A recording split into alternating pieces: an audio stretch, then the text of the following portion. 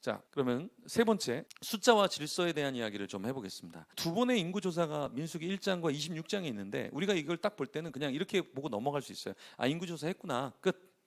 근데 이 인구조사라는 것은 단순한 행정적인 절차가 아니라는 거예요. 하나님의 명령이죠. 공동체가 정체성의 어떠한 역할을 하고 사명을 감당해야 되는 것으로 이 신성한 계수가 이루어지고 있다는 거예요. 그러니까 하나님의 입장에서 볼 때는 야, 누가 지금 살아있나 한번 봐야 되겠다. 이제 누가 이제 약속의 땅으로 가나 봐야 되겠다. 이런 입장이고, 인간의 입장에서는 내가 이제 계수가 되어지네. 그러면 계수가 되어졌다는 건 내가 뭔가 역할을 해야 되는 건가? 내가 사명이 주어지는 건가? 이렇게 여러 가지 의미를 담고 있다라는 거예요. 그래서 1장의 출애굽기 1세대의 전열과 정비는 군대로 조직화하는 것이고 출발의 계수였어요. 출발. 근데 26장은 불신과 반역 이후에 광야에서 살아남은 새로운 세대의 숫자예요. 그렇죠? 그래서 거룩한 재배치를 의미하는 거다.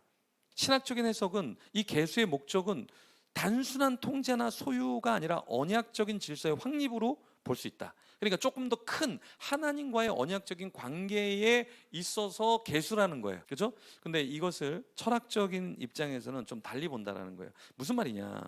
자, 락항은 숫자라는 것은 타자의 욕망을 내면한 주체의 계산 가능하다. 그러니까 락항이 볼 때 사람이 숫자를 센다라는 것은 무엇이냐면 권력과 욕망을 이루는 그 가능성으로 본다라는 거예요. 가능성. 그렇죠? 그 예를 들어서 대형 교회 같은 경우, 여러분 대형 교회 같은 경우는 카운트를 합니다. 그리고 그거를 주보에다가 실어요. 근데 개척교회는 카운트해 갖고 매주 개척교회가 그 주보에 개수 올리는 거 봤어요? 아니에요. 왜 다를까요? 똑같은 공동체고 똑같은 예배인데 왜 한쪽은 숫자를 적고 한쪽은 숫자를 적지 않을까요? 왜 한쪽은 숫자가 많으면 이게 힘이 생겨요. 권력이 들어요. 그리고 사람들을 끄는 블랙홀 역할을 해. 그죠? 이것을 락항은 뭐라고 봤냐면은 바로 타자의 욕망 속에서 매개된 구성물이다. 사람들은 은근히 성공하고 싶어 해. 은근히 과시하고 싶어 해. 그죠?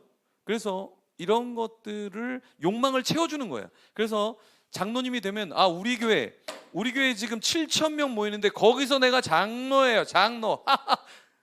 물어보지 않았는데요. 그냥 그렇다는 거죠. 왜 그럴까요? 왜 물어보지도 않았는데 왜 그걸 얘기할까요? 나의 욕망을 나는 충족하고 있다. 나는 당신들하고 다르다. 나는 이 정도 군중 속의 리더다 라는 욕망을 부추기는 거예요. 그래서 너네도 빨리 부흥시켜서 나처럼 되면 좋겠어. 그래서 대형교회는 담임 목사님을 초청할 때 자신들의 욕망을 욕망할 수 있는 존재자를 찾아요. 그리고 그 사람이 아니면 쫓아냅니다. 바로 쫓아냅니다.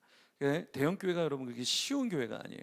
어쨌든 그 교회도 대형 교회도 어떤 것이 있냐면 타자의 욕망을 추구하는 것을 자신들이 하면서 사람들을 끌어모으려고 하는 그 욕망이 있다라는 거예요. 그래서 락항이 이 장면을 봤을 때 이것을 단순한 인구 조사로 본 것이 아니라 이 계수라는 것은 무엇이냐?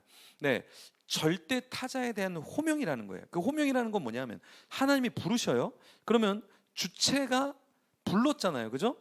그러면 응답을 하게 돼요. 그죠? 하나님이 불러요. 그러면 우리가 응답해요. 그러면 이게 수로 계산이 돼요. 그러면 정체성과 역할이 지정이 돼요. 그러면 지파별로 배치가 돼요. 그러면 상징계 내부에 편입이 돼요. 상징계라는 건 뭐냐면 락항은 상상계가 있다 그랬어요. 상상계는 본능에 의해서 움직이는 자유분방한 세계예요. 상상계가. 그 다음에 상징계는 우리가 도덕과 윤리를 배우면서 옷을 입고 사는 단계, 거울을 보면서 내가 누군가를 인지하는 단계가 상징계예요. 근데 실제계로는 나가지 못하는 존재가 상징계예요. 실제계는 영원한 세계에서 모든 걸 다 이루면서 자유로운 영혼이에요. 그러니까 천국과 같은 곳을 실제계라고 얘기해요. 근데 결국에 어떻게 되냐? 락항이 볼 때 하나님이 부르시고 인간이 응답하고 수로 계산되고 정체성과 역할이 지정되고 지파별로 배치되고 결국에는 그 절대적인 실제계를 이룰 수 없는 상징계 내부에 갇혀서 불행한 존재가 된다는 거예요. 이것을 락항이 굉장히 잘 푸는데 이 라캉이 말한 이 상징계라는 곳에서 우리가 지금 살고 있다라는 겁니다. 근데 이 라캉의 이 개념을 더 잘 푼 사람이 데리다라는 사람인데요. 데리다는 이 사람도 아주 천재적인 사람인데요. 이 데리다라는 사람이 뭘 얘기하냐면 로고스 중심주의가 있었다. 로고스 중심주의라는 것이 무엇이냐? 자, 계몽주의 이성이 만들어낸 거대 담론, 그러니까 진리, 이성, 보편 이런 거는 하나의 거대 담론이라는 거예요. 질서 체계로 만들어 놓은 거. 근데 인간은 그걸 따라가려고 하는 습성이 있다라는 거예요. 그래서 왜 우리가 돈을 많이 벌려고 하느냐? 자본주의 사회에서 돈 하니까 돈을 쫓아가는 사람으로 나도 모르게 가고 있다라는 거예요. 왜? 그게 거대 담론이 됐기 때문에 무의식 중에 내가 돈을 벌어야 된다는 생각을 많이 한다는 거죠. 그러니까 목회도 성공. 왜?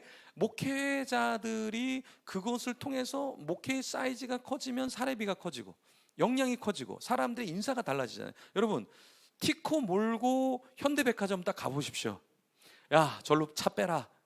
차 빼세요 이래요. 그죠? 근데 우리가 좋아하는 창세기 제네시스 몰고 딱 가면 달라지죠. 똑같은 사람이 티코를 몰고 가는 거랑 똑같은 사람이 제네시스 몰고 가는 거랑 완전 다르다고요. 차를 빼라고 얘기해도 태도와 표정과 몸짓이 달라진다라는 거예요. 왜 그러냐? 이게 우리 인간은 다 거대 담론에서 그 안에서 그것을 따라가고 지배를 받는 존재다라는 것을 데리다가 이야기를 한 거예요. 네. 그래서 우리가 교회 안에서 우리는 맨날 내려놓은 뭐 헌신, 포기, 뭐 미래를 생각하세요, 내세를 보세요라고 얘기하지만 실제로 성도들은 어디에 갇혀 있냐면 이 상징계 안에 갇혀 있는 거예요. 상징계 안에. 그래서 더 연금을 모아야 되고, 더 미래 보장을 해야 되고, 더 진급을 해야 되고, 더 성공을 해야 되고, 이걸 계속해서 내 내면에서 소리가 그냥 자연적으로 더 열심히 일해라, 더 승진해야지, 더 통장에 돈을 불려야지, 너 더 큰 집 가야지, 더 좋은 차 타야지, 이것에 대한 생각으로 계속 뭔가가 뻗쳐나간다라는 거예요. 그죠? 근데 아이들도 무슨 차가 좋은지, 무슨 차를 타야 되는지를 다 알아요. 그죠?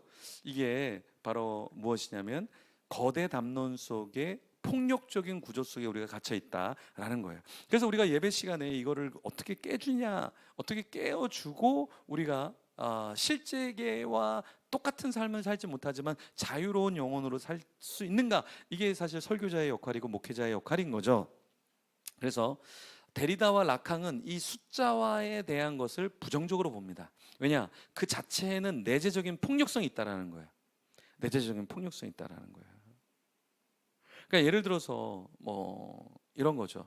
돈이 많은 사람이 자꾸 자기의 돈을 사람들한테 이야기하고 보여주면 가난한 사람은 어떨까요? 상대적인 박탈감을 더 많이 느낄 거죠. 왜요? 숫자화라는 것은 폭력성이 있다라는 거예요. 폭력성이 있죠. 그렇죠? 그래서 이런 것을 생각을 해야 된다. 그러면 민수기와 거대 담론의 종교화, 이것은 민수기가 추구하는 것이냐? 그렇진 않다라는 거죠. 왜냐? 민수기의 인구 조사는 하나님이 권력화하고 어떤 거대 담론을 하기 위한 것이 아니라 하나님이 구성원 한 명 한 명을 축복해 주기 위한 것이지, 라칸과 데리다가 말하는 그냥 숫자화, 도구화 시키려고 사람을 계수한 것은 아니다. 그런 적이 있기 때문에 오해할 수 있는데, 그건 언제냐라고 했을 때 다윗의 예를 이야기할 수 있다라는 거죠. 다윗. 예, 다윗은 그 숫자를 자기가 드러내고 싶어서 숫자를 계수했죠. 네. 그래서 그러한 것은 잘못된 숫자의 계수지만 하나님이 계수하라는 것은 출발하기 전에 몇 명이 어떻게 배치하고 어떻게 움직여야 될지 질서를 잡고 어떤 행보를 잡기 위한 것이지 그것을 도구화하려는 건 아니다. 네. 그래서 그 숫자 자체가 어떠한 권력과 이런 것은 맞을 수 있지만 다윗은 타락해서 내가 한번 숫자를 계수해 봐야 돼. 그래서 하나님께 얻어맞았잖아요. 그죠? 근데 숫자를 그냥 어떤 다른 목적으로 계수하는 것을 우리는 잘못됐다고 보지 않는다. 네. 그러면서 이제 데리다가 한 이야기 중에 아주 재밌는 이야기가 또 하나 있는데요. 이런 얘기를 해요. 데리다가 모든 기록에는 삭제의 흔적이 있다. 이 말은 뭐냐면 데리다는 기록도 폭력성이 있다는 거예요. 기록은 모든 걸 다 기록하지 못하죠. 그럼 어떻게 돼요? 누군가는 기록하지 못하니까 삭제하게 되죠. 그 흔적이 있죠. 그래서 이게 폭력성이 된다는 거예요. 기록에는 아주 폭력성이 있다는 거예요. 제가 사람들을 만나는데 같이 대접을 하는데 제가 그때 더운 날씨라 냉면을 대접했거든요. 근데 그분이 그러는 거예요. 목사님 왜 다른 사람하고 고기 먹고 나랑은 왜 냉면 먹어요? 근데 그게 저는 충격이었어요. 아, 사람들이 다 보면서 자기도 똑같이 고기를 먹기를 원하는구나. 그래서 제가 맨날 고기 먹는 거예요. 사람들은 왜 목사님은 맨날 고기를 먹지? 근데요, 제가 이거를 청년들 신방할 때도 똑같이 했어요. 왠지 아세요? 청년들을 신방을 딱 했는데 애들이 비교하기 시작한 거예요. 목사님 나랑 파스타 13,000원짜리 먹었어. 그 당시는 6,000원, 7,000원인데 12,000원짜리, 13,000원짜리 먹으면 얘가 자랑을 해요. 근데 다른 애들은 나 5,000원짜리 그 점심 특선 먹었는데 그러면 이게 8,000원짜리가 차이가 나잖아요. 사랑이 8,000점 차이가 나는 것 같아. 그래서 제가 정한 게 뭐냐면 청년들을 만날 때는 다 똑같은 거를 먹여준다. 똑같은 걸 먹여준다. 안 그러면 얘하고는 12,000원짜리, 얘랑은 7,000원짜리. 근데 다 비교하면서 목사님이 차별하는구나 이렇게 생각을 한다는 거예요. 데리다가 뭘 얘기하냐면 모든 기록에는 삭제의 흔적이 있다. 그래서 여러분들이 누구랑 만나서 사진을 찍고 올리려면 다 올리셔야 돼. 안 올리면 다 안 올려야 돼. 근데 어떤 사람은 자기보다 유명한 사람은 사진 찍고 이분은 너무 좋은 사람이야. 그리고 자기보다 유명하지 않은 것 같으면 아예 사진도 찍지도 않고 올리지도 않고 그래요. 그래서 제가 이야기 드렸어요. 저 사람은 나랑 맨날 찍는데 나랑 찍은 건 하나도 안 올리고 자기보다 조금만 유명한 사람 한다. 제가 그 얘기를 들어서 제가 다 올리는 거예요. 일단은 찍으면 다 올린다. 찍으면 다 올린다. 안 그러면 내가 찍힌다. 내가 찍힌다. 이게 뭐냐? 데리다가 말한 모든 기록에는 삭제의 흔적이 있다. 이게 폭력성이 될 수 있다라는 겁니다. 자, 그다음 율법 빨리 제가 3분 3분 정리를 하겠습니다. 율법과 인간의 본성에 대해서, 자유에 대해서, 규율에 대해서 이야기를 하는데요. 자, 여기에 이스라엘의 자유 그리고 율법이라는 게 주어져요. 여러분, 율법은 강압적일까요? 강압적이지 않을까요? 율법은 강압적일까요? 강압적이지 않을까요? 자, 모르시면 작게 대답하시거나 안 하셔도 돼요. 신학적인 논의는 율법은 강압적인 게 아니에요. 율법은 울타리예요, 울타리. 그런데 이 율법을 강압적으로 본 사람들이 있다는 거예요. 철학적인 것은 조금 해석이 다르다. 루소와 로크와 홉스는 약, 강, 극강이라고 보시면 돼요. 무슨 말이냐면 루소는 진정한 자유는 법의 준수를 자발적으로 하는 것을 얘기했어요. 그래서 루소는 자연으로 돌아가야 된다. 그래서 우리가 자연에서 그냥 서로 지키듯이 이렇게 해야 된다라는 개념을 이야기한 거예요. 그래서 율법이라는 개념을 강압적인 게 아니라 스스로 지키면 좋은 것, 울타리로 생각했다라는 거 보시면 되는데, 근데 로크는 그렇게 보지 않았어요. 로크는 어떻게 봤냐면, 인간은 개인주의적이야. 그래서 인간은 조금 이기심이 있어. 그러니까 이것을 법으로 어느 정도는 보호해 줘야 돼. 그래서 로크가 말한 것은 법의 목적은 자유를 보호하는 동시에 공동체의 안전을 지키는 것. 그래서 조금 더 강압적인 요소가 조금 더 들어간다라는 거예요. 이해되시죠? 그래서 로크에게 있어서 자연 상태는 완전한 무정부 상태는 아니에요. 이 자유는 정당한 심판자가 부재하기 때문에 문제가 있을 수 있다라는 거예요. 그래서 조금 경찰관을 살짝 세우기는 세워야 된다라고 얘기하는 거예요. 그리고 홉스는 뭐라고 얘기냐면, 인간이 있잖아. 리바이던이야. 리바이던은 괴물이잖아요. 괴물. 그러니까 인간은 만인에 대한 투쟁 상태야. 그래서 인간은 법이 없으면 그냥 인간은 그냥 쓰레기야, 쓰레기. 그래서 로크가 이야기하는 것은 사회 계약설이에요. 그래서 이런 게 왜 나오느냐? 인간을 어떻게 보느냐? 율법을 어떻게 보느냐? 그래서 인간의 존재를 어떻게 보냐에 따라서 율법이라는 것이 강해야 된다라고 본 사람이 홉스예요. 홉스. 이 세상은 만인에 대한 투쟁 상태이기 때문에 율법이라는 게 좀 강압적이어야 돼, 이렇게 본 거예요. 근데 성경적인 율법은 그게 아니에요. 성경적인 율법은 넘어지지 않게, 절벽으로 빠지지 않게 하나님이 울타리를 쳐준 거다, 이렇게 보시면 돼요. 이해되시죠? 그리고 마지막 소유와 분깃에 대한 이야기인데요. 자, 땅에 대해서 소유하죠. 근데 슬로브와 딸들이 소유에서 배제가 되었어요. 민수기 26장, 27장에. 그리고 36장에 기업 보호에 대한 지침이 만들어지는데요. 신학적으로 땅은 하나님의 것이에요. 근데 왜 나눠주냐? 하나님이 은혜롭기 때문에 땅을 우리에게 책임지고 쓰도록 나눠준 거예요. 그런데 이 소유에 대한 해석을 철학적으로 보면 아리스토텔레스는 분배의 정의, 그러니까 분배 정의라는 건 뭐냐면 내가 너무 많이 가지려고 하는 것이 바르지 않다. 그럼 공동체 선, 공동선을 추구해야 된다라는 걸 이야기한 게 아리스토텔레스예요. 그러니까 많이 가지는 것을 합법적으로 여긴 게 아니에요. 좋게 여긴 게 아니에요. 아리스토텔레스는. 두 번째, 에리 프롬은 여러분이 잘 아는 소유와 존재. 인간은 존재해야 되는데 소유하면서 그 존재가 존재하지 못하게 만든다라는 게 에리 프롬의 철학이었잖아요. 그럼 불교의 무소유는 뭐냐? 불교의 무소유는 내가 소유하지 않을 것을 소유. 그러니까 불교의 무소유는 소유하지 않는 게 아니에요. 그러니까 소유하지 않을 것을 과도하게 소유하는 것이 문제다라고 이야기를 해요. 그래서 무소유의 책에 보면 이런 얘기가 나와요. 무소유란 아무것도 갖지 않는 것이 아니라 불필요한 것을 갖지 않는 것을 뜻한다. 그러니까 불교의 무소유를 완전히 그냥 아무것도 안 갖는 거라고 생각해서는 안 된다라는 거예요. 그러면 성경적인 소유라는 것은 무엇이냐? 하나님의 그 소유는 균등이 아니라 언약에 따른 분깃이라는 거예요. 여러분, 균등이라는 것은 얘도 10, 얘도 10, 얘도 10. 이거는 균등은 공산주의적인 거예요. 배급이에요, 배급. 그러니까 하나님은 공평이에요, 공평. 공평이라는 것은 얘한테는 사람이 많으니까, 가족이 10명이니까 얘한테는 이 정도 주고, 얘는 혼자니까 얘는 요만큼만 주고, 이 균등하게 줘야지 공평하게 얘도 10, 얘도 10. 그거는 아니라는 거예요. 그렇죠?